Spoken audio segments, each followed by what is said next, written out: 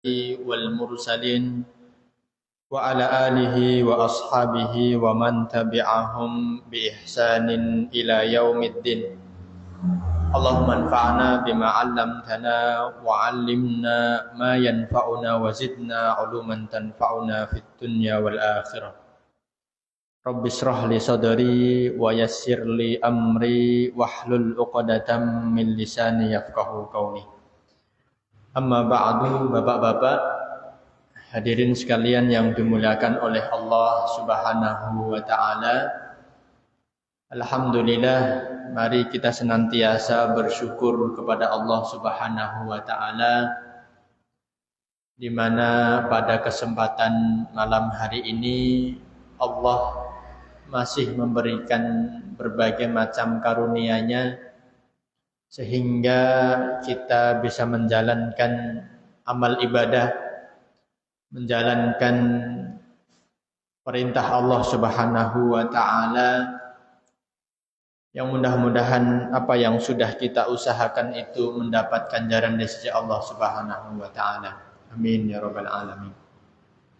Salawat beserta salam mudah-mudahan senantiasa tercurah kepada baginda Muhammad sallallahu alaihi wasallam yang telah menjadi teladan terbaik bagi kita semua, bagi umat muslim ya, untuk menjadi hamba yang mengabdi kepada Allah Subhanahu wa taala. Mudah-mudahan kita mendapatkan syafaat beliau kelak di akhir zaman. Amin ya rabbal alamin. Bapak Ibu hadirin yang dimuliakan Allah Subhanahu wa taala, pada kesempatan malam hari ini kita akan lanjutkan kembali kajian rutin kita.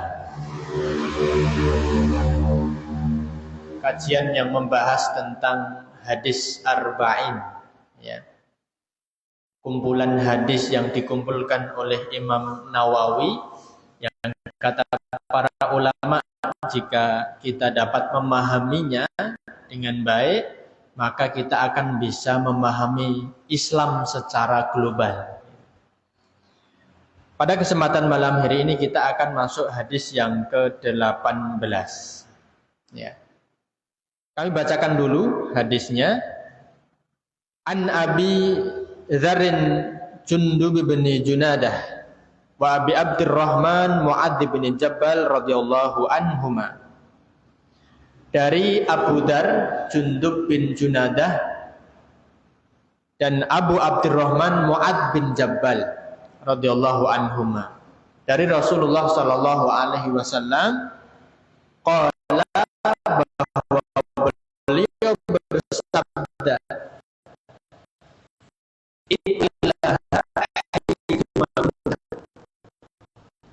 bertakwa kepada Allah di mana kamu berada. Saya adalah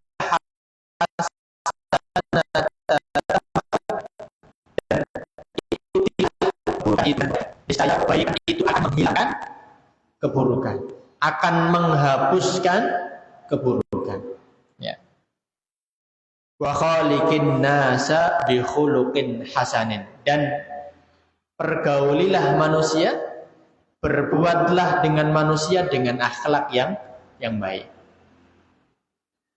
Bapak Ibu hadirin yang dimuliakan Allah Subhanahu wa taala, hadis ini diriwayatkan oleh dua orang sahabat yang mulia. Ya. Mungkin sebelum kita bahas sedikit tentang hadisnya, kita singgung sedikit tentang kepribadian dari dua sahabat yang meriwayatkan hadis ini. Yang pertama adalah Abu Dzar, yang biasa dikenal dengan julukan Abu Dzar Al-Ghifari. Nama aslinya adalah Jundub bin Junadah bin Sakan. Ya, kenapa disebut Al-Ghifari? Karena beliau berasal dari suku Ghifar namanya. Ya, berasal dari suku Ghifar. Suku Ghifar itu tempatnya ada di pertengahan antara Makkah dan Madinah. Ya. Dan suku Ghifar ini dikenal sebagai suku yang suka membegal, Pak. Ya. Jadi kalau ada kafilah dagang, ya, melalui jalur Makkah Madinah, ya, itu biasanya yang membegal adalah dari suku Ghifar. Ya. Makanya Jundub bin Junadah ini, Abu Dzar Al-Ghifari ini punya karakter yang pemberani, punya karakter yang tegas, keras ini ya. Makanya di awal beliau masuk ke dalam ajaran Islam ini, ya, itu tergambar bagaimana keberanian beliau, tergambar bagaimana ya ketegasan beliau dalam ya mengajarkan kebenaran. Ya. Jadi Abu Dzar Al-Ghifari ini sebelum masuk Islam, ketika masih dalam masa jahiliyahnya, ya, itu mendengar ada seorang nabi yang bernama Muhammad. Ya. Dia ingin bertemu dengan Nabi Muhammad. Qadarullah, dia datang ke Makkah bertemu dengan Ali bin Abi Thalib. Ya, qadarullah ya, kebetulan gitu ya. Kalau bertemunya dengan para orang kafir Quraisy mungkin lain cerita gitu ya. Tapi qadarullah, inilah sebuah hidayah gitu ya. Bertemu dengan Ali bin Abi Thalib, langsung diajak bertemu dengan Rasulullah Sallallahu Alaihi Wasallam. Ya, maka saat itu juga mendapatkan ajaran Islam dari Rasulullah dan masuk Islam saat itu juga. Ya.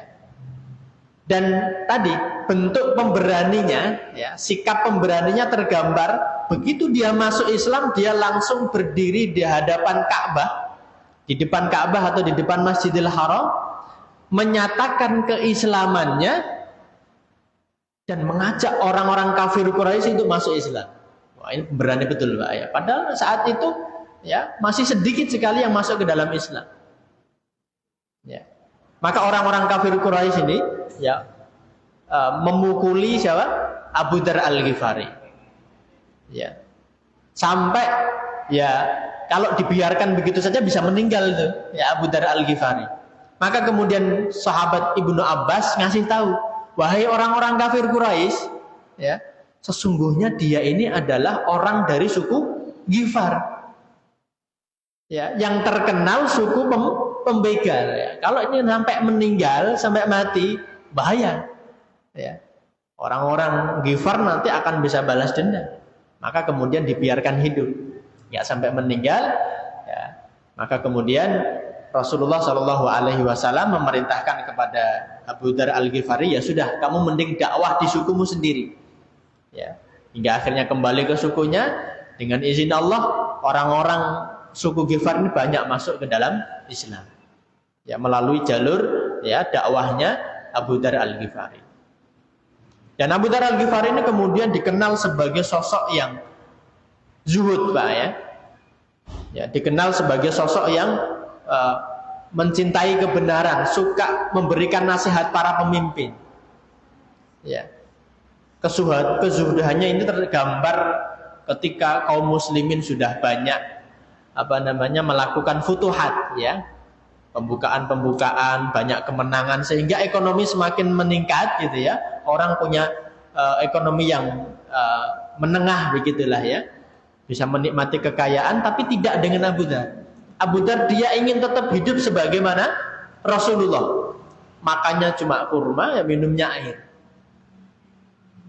Ya, dia meninggalkan kemewahan dunia. Dia tetap ingin hidup sebagaimana Rasulullah Shallallahu Alaihi Wasallam menjalani kehidupannya. Ini Masya Allah, sahabat yang sangat mulia. Kemudian sahabat kedua siapa tadi? Ya, Mu'adz ibn Jabal, Abu Abdurrahman Mu'adz bin Jabal. Ini juga sahabat yang mulia. Sahabat yang berasal dari suku Khazraj, suku di antara suku terbesar di Madinah, ya, di kalangan Ansor. Ya, suku terbesar itu adalah Khazraj dan Aus ya di antaranya. Nah, beliau ini Mu'adz bin Jabal masuk ke dalam Islam sudah sejak kecil, masih muda, umur 18 tahun. Ya, dibandingkan para pendahulu yang masuk Islam itu ya, umurnya sudah 30-an lebih gitu ya. Kalau Mu'adz bin Jabal termasuk yang masih muda, 18 tahun sudah masuk Islam. Ya, melalui dakwahnya Mus'ab bin Umair. Ya. Tapi Mu'adz bin Jabal ini terkenal sosok yang cerdas, Pak ya, sehingga di awal dia belajar itu ya, apa yang diajarkan itu betul-betul menempel dalam benaknya, sehingga akhirnya nanti menjadi fuqahanya para sahabat, menjadi ahli fikihnya para sahabat. Maka dia disebutkan sebagai 6 dari fuqaha sahabah. Salah satu ya dari 6 yang dinobatkan sebagai ahli fikihnya para sahabat. Ya. Kemudian dia juga diperintahkan oleh Nabi untuk menjadi hakim, ya, menjadi qadhi di Yaman. Ya. Bahkan kata Nabi dalam satu riwayat disebutkan tidak ada yang lebih mengerti halal dan haram dari umatku kecuali Mu'adz bin Jabal. Ini karena saking kecerdasannya tadi, ya, menjadikan dia sosok yang layak untuk diteladani dalam hal keilmuan. Kata Nabi, kalau mau belajar Al-Quran, ya, belajarlah kepada 4 orang. Yang satu adalah Abdullah bin Mas'ud, yang kedua adalah Salim, yang ketiga Ka'ab, ya, Ubay bin Ka'ab, ya, kemudian yang keempat adalah Mu'adz bin Jabal. Jadi orang yang direkomendasikan oleh Nabi untuk dipelajari ilmunya. Masya Allah. Jadi hadis yang kita bahas malam ini adalah diriwayatkan oleh sahabat-sahabat yang mulia. Maka hadis ini berupa nasihat dari Rasulullah kepada orang yang mulia. Ya, maka ya ini akan sangat urgen sekali, sangat penting sekali bagi kita kalau kita betul-betul bisa memahami nasihat Rasulullah kepada sahabat yang mulia ini. Apa kata Nabi? Nabi SAW bersabda, "Ittaqillaha haitsuma kunta." Ya, Rasulullah memberikan nasihat kepada 2 sahabat ini, bertakwalah kepada Allah dimanapun kamu berada. Ya, ittaqillah. Ya, bertakwalah kepada Allah. Nah, kata takwa itu kalau dari segi bahasa maknanya adalah berasal dari kata waqayaqi yang artinya berlindung. Ya. Tapi secara istilah para ulama menyebutkan bahwa takwa itu adalah al-imtithal bi awamirillah wal ijtinab anin nawahi, yaitu tunduk patuh dengan perintah-perintah Allah, ya, dan menjauhi larangan-larangan Allah Subhanahu wa taala. Soalnya secara bahasa dan istilah agak berbeda, Pak ya. Apa kaitan antara berlindung dengan taat atas perintah Allah dan menjauhi larangannya? Ya. Karena sejatinya kata ittaqillah itu maknanya, Pak, berlindunglah, ya. Jadi ittaqi dari kata waqayaqi yang artinya berlindung. Berlindunglah. Ya, berlindung dari apa? Dari siksanya Allah Subhanahu wa taala. Yang mana hal itu akan menjadikan seseorang, ya, menjadi seorang yang bertakwa, seorang yang menjalankan perintah Allah, seseorang yang menjauhi larangan-larangan Allah Subhanahu wa taala. Ya.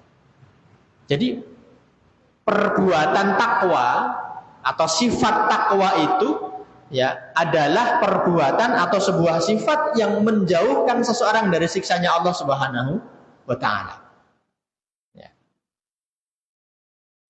Maka sejatinya Rasulullah ini sedang memberikan jalan, sedang memberikan satu pedoman kepada kita.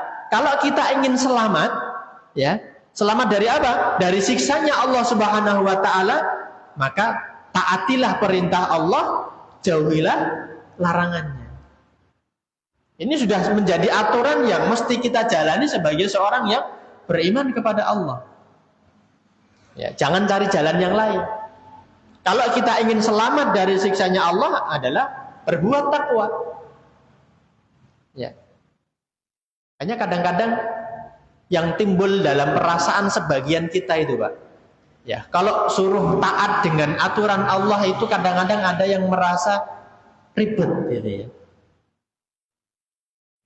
Mau berbisnis kadang-kadang harus ada saling ridho, ya. Harus menjelaskan, ya, ciri-ciri barang yang kita jual, tidak boleh ada yang kita sembunyikan, gitu ya. Ya. Banyak sekali syarat-syarat ya di dalam bermuamalah itu ya, bukan hanya dalam jual beli ya, tapi dalam akad-akad yang lainnya, transaksi-transaksi yang lainnya. Ya pun juga dalam sholat kita harus pakai pakaian yang bersih dari najis, kita harus menghadap ke arah kiblat, sehari harus melaksanakan 5 kali. Puasa kita harus menahan lapar dan dahaga dari pagi sampai sore. Itu semua adalah aturan yang bagi sebagian orang itu mungkin menyusahkan. Padahal Bapak Ibu sekalian, aturan itu dibuat bukan untuk menyusahkan sejatinya. Kalaupun ada merasa kesusahan, ada perasaan susah melaksanakan, itu mungkin karena hanya baru memulai, belum menjadi sebuah kebiasaan. Ya, karena sejatinya aturan dibuat itu adalah untuk mempermudah. Aturan dibuat itu untuk ya memberikan kemudahan bagi kita. Saya buatkan sebuah ilustrasi nih Mbak ya. Ini saya kira bapak-bapak sudah dengan dunia pertanian saya kira ya tidak awam banget lah ya. Dalam menanam tanaman itu kan masih ada aturannya Mbak ya. Ya, nanam padi itu harus ditata dengan rapi ya. Tidak boleh asal nanam sembarangan, tidak boleh. Setelah ditanam harus dikasih pupuk, harus diairi dan sebagainya, dan aturan-aturan yang begitu banyak. Ya. Tentu kita kalau mengharapkan kemudahan saat panen, ya, kita mengharapkan keuntungan ketika panen, kita akan menjalankan semua itu. Kalau kita ingin mudah di kemudian hari, ya kita harus ikuti aturannya. Kalau pengen panennya berhasil, ya harus ikuti aturannya. Nah begitulah Pak. Sejatinya beragama itu adalah kita mentaati peraturan itu. Ya. Bayangkan Pak, kalau ada orang tani nanamnya sembarangan, gitu ya, nggak rapi, gitu ya, sudah ditanam nggak dikasih pupuk, gitu, nggak dirawat dengan baik, ya pasti akan gagal panen. Kalaupun panen, mungkin manennya susah, gitu ya, karena tidak ditata dengan rapi. Begitulah Pak, kalau kita hidup itu seenak kita sendiri ya, tidak mau ikut dengan aturan yang telah dijelaskan oleh Rasulullah dan para ulama ya, itu mungkin terasa enak di depan gitu ya, tapi pada akhirnya nanti akan menimbulkan ya kerusakan, akan menimbulkan ketidaknyamanan ya, dan pada akhirnya kita akan tersesat ya, tidak sampai ke dalam surganya Allah Subhanahu wa Ta'ala. Maka hadirin sekalian yang dimuliakan Allah Subhanahu wa Ta'ala, perlu kita fahami makna takwa ini lebih dalam lagi dengan melihat bagaimana para ulama salafus soleh menjelaskan makna dari takwa itu.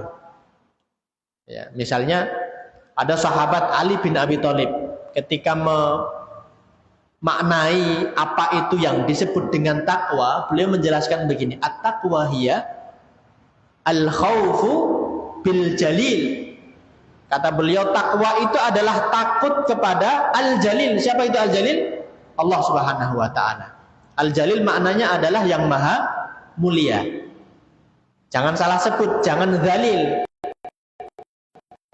Beda ya, jalil dengan zalil. Sebaliknya artinya adalah kehinaan. Maka ini uniknya bahasa Arab Pak ya. Beda huruf saja, atau bahkan beda harokat saja, beda panjang pendek itu bisa merubah makna. Bahkan maknanya bisa sebaliknya. Nah ini jalil dengan zalil maknanya mirip. Secara penyebutannya mirip, tapi maknanya sebaliknya. Jalil itu mulia, zalil itu hina. Makanya ada satu ungkapan, Abdul Jalili Jalilun, wa Abdul Zalili Zalilun. Ya, hambanya Al-Jalil itu pasti jalil. Hambanya yang maha mulia pasti mulia. Sedangkan Abdul Zalil, hambanya kehinaan pasti hina. Artinya kalau kita menghamba kepada Allah yang maha mulia, maka kita juga akan mendapatkan kemuliaan. Ya, tapi kalau menghamba kepada kehinaan, ya hina itu siapa? Ya hina adalah selain Allah. Semua makhluk itu adalah hina. Kalau kita menghamba kepada makhluk, menghamba kepada manusia, yaitu kehinaan. Ya. Jadi Abdul Jalili Jalil, wa abdul dzalil dzalil. Nah, jadi jangan salah menyebut ya. Jadi definisi takwa adalah, ya kembali ke definisi takwa, al-khaufu bil jalil, takut kepada Allah yang maha mulia. Nah, takut itu harus dilandasi dengan ilmu, Pak ya. Bahwa Allah itu maha segalanya, Allah maha kuasa, Allah maha mampu, Allah maha mampu melaksanakan segala sesuatu. Ya, dan kita harus tahu bahwa Allah juga mengancam siapapun orang yang tidak mengikuti jalannya. Ya. Makanya dalam satu ayat disebutkan manusia yang paling takut kepada Allah siapa, Pak? Para ulama, para ahli ilmu. Ya, jadi takut itu harus dilandasi dengan ilmu. Ya. Takut kepada Allah harus dilandasi dengan ilmu. Maka ya kalau kita ingin menjadi hamba yang takut kepada Allah, ya harus berilmu. Kemudian lanjutannya al-khaufu bil jalil wal amalu bit tanjil. Takwa itu adalah mengamalkan at-tanjil. Apa itu at-tanjil? Al-Quran. Sesuatu yang diturunkan oleh Allah Subhanahu wa ta'ala. Dan tentu tidak ada yang bisa mengamalkan Al-Quran kecuali dia belajar Al-Quran. Ya, maka belajar Al-Quran itu adalah sebuah kewajiban seharusnya bagi seorang muslim. Ya, mempelajari isi Al-Quran. Jadi menghafal, membaca itu sebetulnya belum cukup. Ya. Ya. Menghafal yang tidak diikuti dengan pemahaman, tidak diikuti dengan amal ya pada akhirnya ya tidak begitu penting gitu ya. Saya tidak mengatakan tidak penting sama sekali karena menghafal itu pun ada manfaatnya, tetapi jika sekedar berhenti hanya pada hafalan, tidak diikuti dengan pemahaman, nah itu jadi tidak menjadikannya sosok yang mulia gitu. Makanya di antara pemahaman di masyarakat ini yang kadang-kadang perlu diperbaiki nih Pak ya. Menganggap seorang yang hafidhul Quran, yang menghafal Al-Quran itu seolah-olah seperti orang yang sudah paham agama. Padahal belum tentu. Kalau latar belakangnya ya dari pondok yang hanya sekedar menghafal tapi tidak memahami maknanya, ya belum bisa dikatakan sebagai seorang yang paham agama. Makanya ya kita tidak bisa atau kita bisa menerima begitu ya ketika ada seorang penghafal Quran masih berbuat maksiat ya. Nah itu karena sekedar menghafal tapi tidak diikuti dengan pemahaman ya. Nah takwa itu adalah memahami isi Al-Quran gitu ya.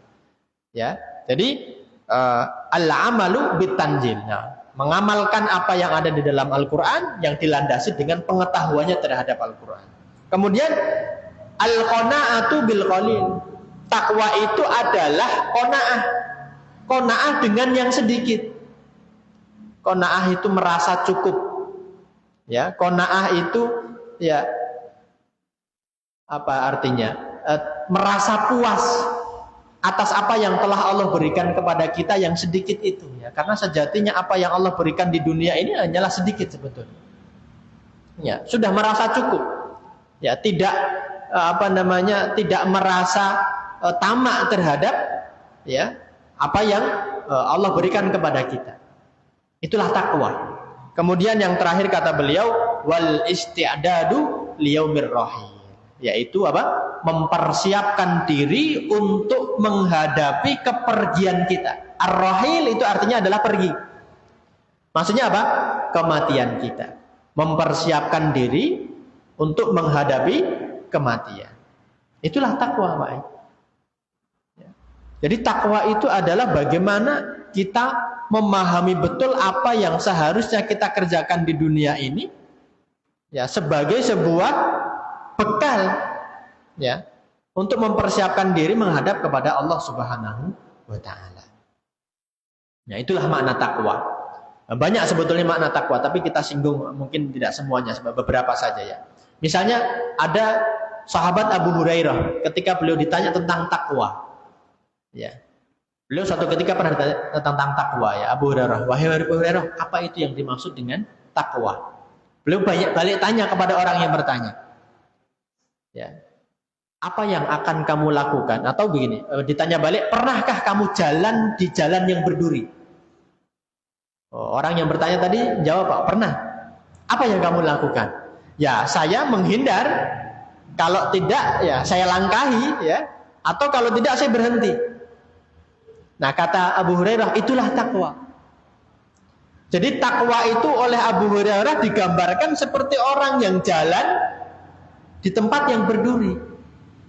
Ya, yang kita pasti tidak mungkin, ya, orang yang punya akal yang sehat tidak mungkin berjalan di tempat yang berduri kemudian dia terabas begitu saja. Tidak mungkin. Ya, dia pasti akan menghindarinya atau kalau tidak berhenti. Nah, begitulah takwa, Pak. Takwa itu artinya apa? Ketika menjalani kehidupan ini tidak kemudian melakukan sesuatu sebagaimana apa yang kita inginkan. Takwa itu tidak menjalankan sesuatu sesuai dengan hawa nafsu kita, tapi menjalankan itu berdasarkan aturan. Ketika itu ada aturan dilarang, maka ya kita berhenti. Kalau itu adalah perkara yang halal yang dibolehkan, kita laksanakan. Nah, itulah takwa. Ya, jadi menjalani kehidupan ini adalah dengan aturan. Ya. Maka Bapak Ibu sekalian yang dimuliakan Allah Subhanahu wa taala, ya. Takwa ini menjadi satu hal yang sangat berharga, menjadi satu hal yang sangat urgen yang harus kita miliki. Dan takwa ini menjadi wasiat yang paling wasiat yang paling berharga. Allah Subhanahu wa taala juga berwasiat kepada hamba-hambanya, kepada para rasulnya dengan wasiat takwa. Seperti dalam surat An-Nisa itu, walaqad wassaynal ladzina utul kitaba min qablikum wa iyyakum anittaqullah. Dan sungguh telah wasiatkan kepada orang-orang sebelum kalian yang diberikan Alkitab dan juga kepada kamu, yaitu kepada Nabi Muhammad dan semua umatnya, ya, anittaqullah, agar bertakwa kepada Allah. Bahkan semua wasiat para rasul tidak lain adalah takwa. Allah gambarkan dalam surat Asy-Syu'ara itu, Pak. Ya, dalam surat Asy-Syu'ara itu, ya, idz qala lahum ya akhuhum Nuhun ala tattaqun. Dan ingatlah ketika Nabi Nuh, ya, berkata kepada mereka, kepada kaumnya, ya, ala tattaqun, tidakkah kalian bertakwa kepada Allah? Bukan hanya Nabi Nuh. Dalam ayat berikutnya, ya, walaupun tidak berikutnya pas, ada terjeda beberapa ayat, wa idz qala lahum akhuhum Lutun ala tattaqun. Ya, Nabi Lut pun juga berwasiat kepada kaumnya untuk apa? Bertakwa kepada Allah. Idz qala lahum akhuhum Hudun ala tattaqun. Nabi Hud juga demikian. Idz qala lahum Syu'aibun ala tattaqun. Nabi Syu'aib juga demikian. Jadi takwa ini adalah wasiat, ya, oleh para rasul kepada seluruh umatnya. Termasuk juga Nabi Muhammad sallallahu alaihi wasallam. Bahkan dalam setiap khutbahnya Rasulullah itu selalu diawali dengan ayat yang memberikan wasiat takwa. Dan itu biasa disampaikan di setiap para khatib ketika khatib Jumat, ya. Ya ayyuhalladzina amanu taqullaha haqqa tuqatih. Bertakwalah kepada Allah dengan sebenar-benar takwa. Ada lagi ayat lain, ya ayyuhan nasu taqu rabbakumul ladzi khalaqakum min nafsin wahidah.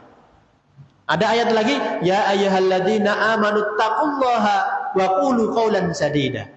Nah, 3 ayat ini yang paling sering dibacakan oleh Nabi di awal khutbahnya. Ya. Jadi ini adalah wasiat yang sangat berharga. Ya.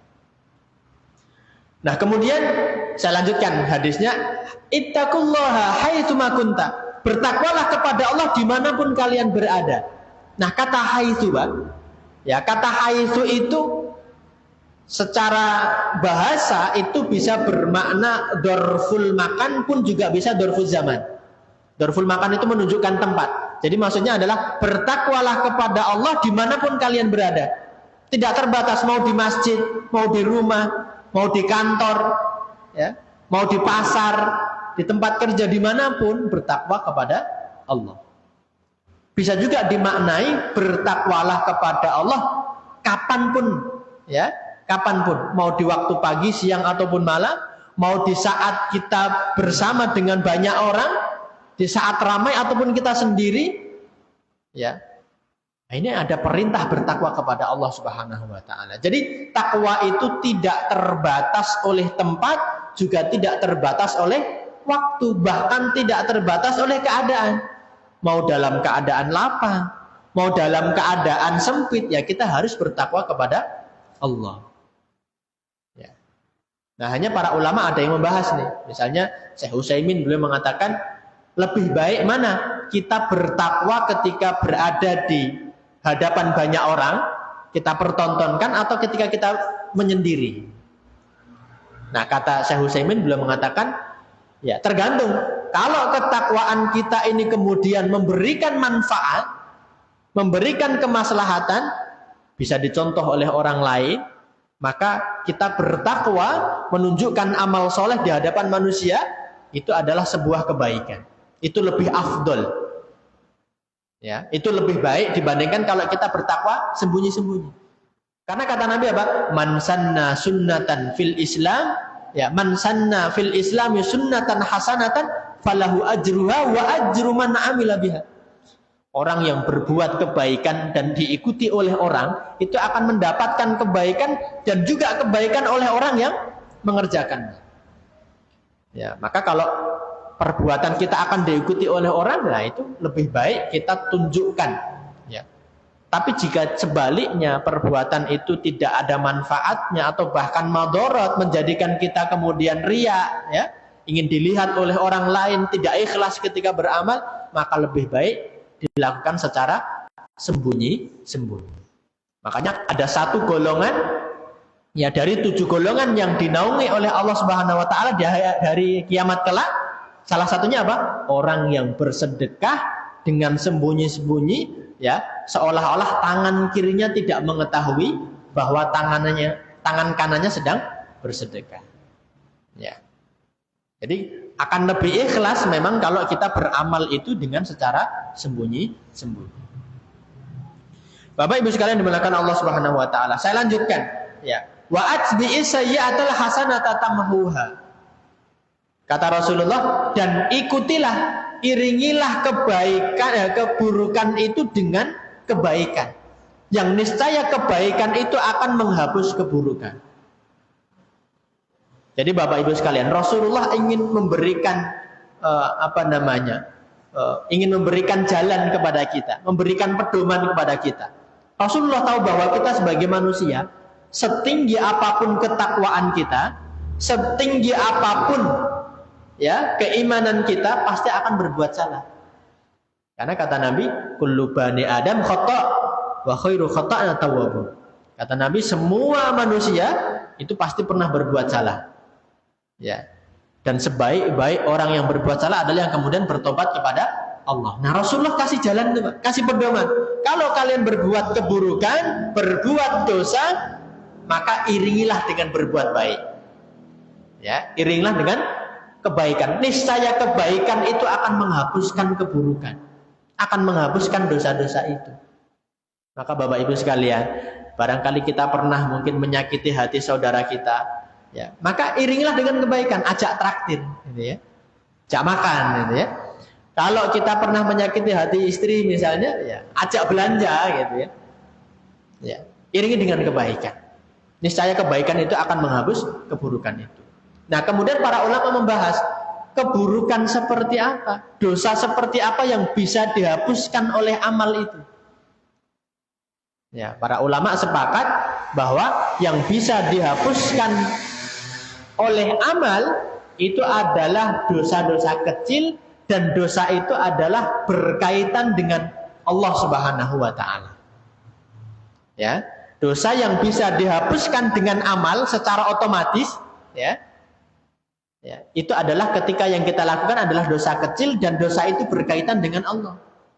Karena kalau dosa itu adalah dosa besar, tidak bisa dihapuskan kecuali dengan bertobat.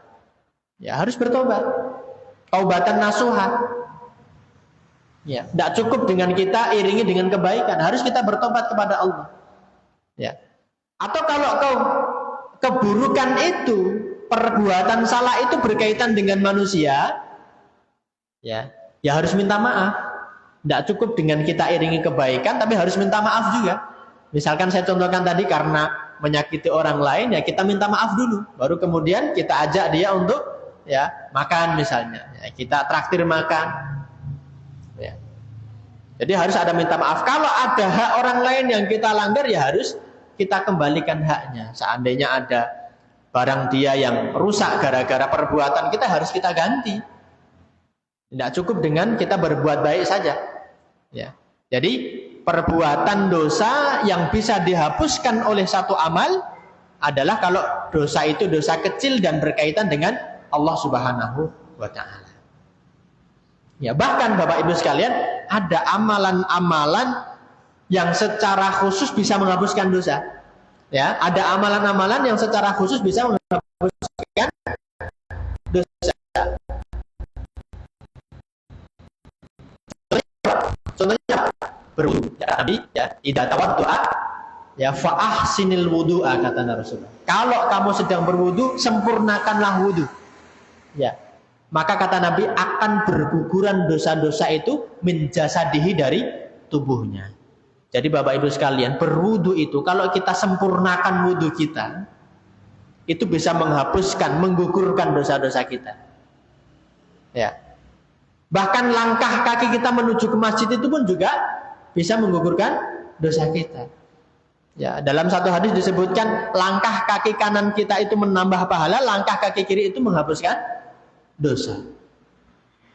Ya, jadi ada amalan-amalan yang memang secara khusus menghapus dosa. Misalnya lagi perbuatan amal soleh berupa puasa Ramadan atau melaksanakan qiyam Ramadan.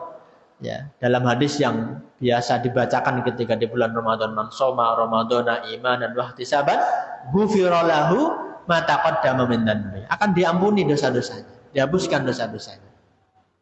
Ya, kemudian apalagi bersedekah, dalam satu riwayat disebutkan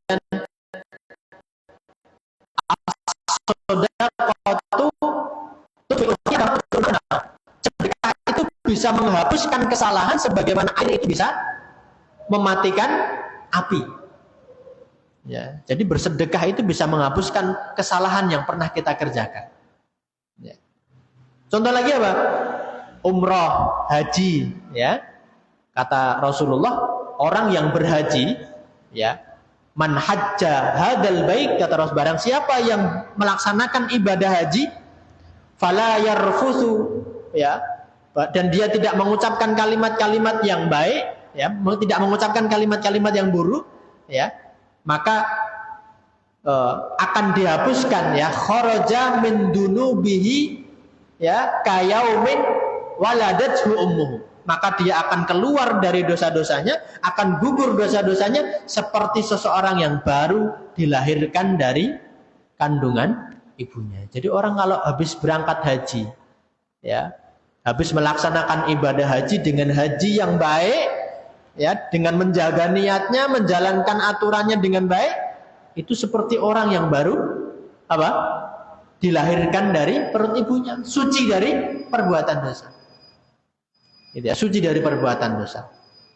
Umroh, ya, kata Nabi, al umratu ila umrati, ya, itu adalah penghapusan dosa. Antara satu umroh dengan umroh berikutnya itu adalah menghapuskan dosa. Jadi banyak amal-amal yang memang secara khusus memberikan satu faedah, gitu ya, satu keutamaan, yaitu bisa menghapuskan dosa. Ya.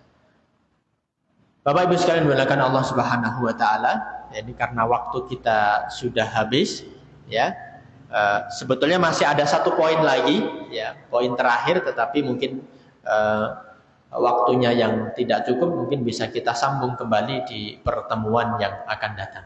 Ya. Demikian apa yang dapat kami sampaikan pada kesempatan malam hari ini. Mudah-mudahan yang sedikit ini bisa menambah wawasan kita, memotivasi kita, mendorong kita untuk senantiasa menjadi hamba yang bertakwa kepada Allah, ya, berusaha menjalankan perintah-perintahnya dan menjauhi larangan-larangannya. Aqulu qawli hadza wa astaghfirullah li wa lakum wa li sa'iril muslimina min kulli dhanbin fastaghfiruhu innahu huwal ghafurur rahim. Ya, wallahul muwaffiq ila aqwamit thoriq. Assalamu alaikum warahmatullahi wabarakatuh.